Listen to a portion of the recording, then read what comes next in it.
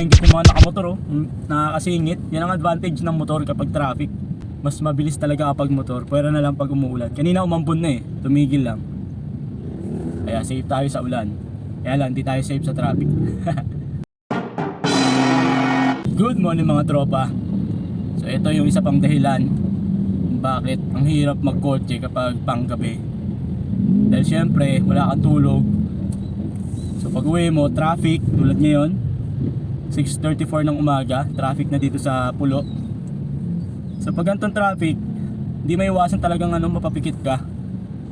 Kaya ginagawa ko, every time na medyo matagal yung tigil, nilalagay ko sa neutral yung makina tapos nag-handbrake ako.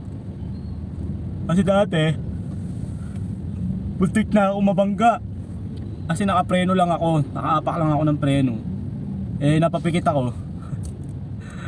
Dahan-dahan umangat na pala yung paa ko. Buti na lang, nagising ako sakto malapit ng bumangga. So yun yung kalaban ng mga panggabi, yung antok. Ang hirap kalaban ng antok. Tapos ngayon traffic pa.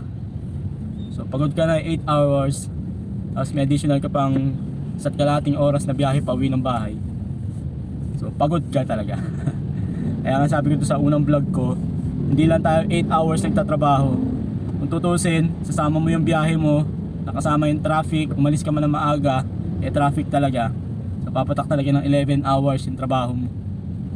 So yun, na-share ko lang. Wala akong magawa traffic kaya naisipan ko yung vlog na lang. So tingnan nyo yung itsura natin. Yung eye bag natin, naglalabasan na naman. Ang sarap pa namang umidlip, ang lamig. Grabe, parang December. Humabol yung lamig. Nakakaingit yung mga nakamotor nakakasingit. Yan ang advantage ng motor kapag traffic. So di hamak na mas mabilis talaga kapag motor. Pwera na lang pag umuulan. Kanina umampon na tumigil lang. Kaya safe tayo sa ulan. Kaya lang, di tayo safe sa traffic. Magpasalamat doon, peace, bye. Ingat.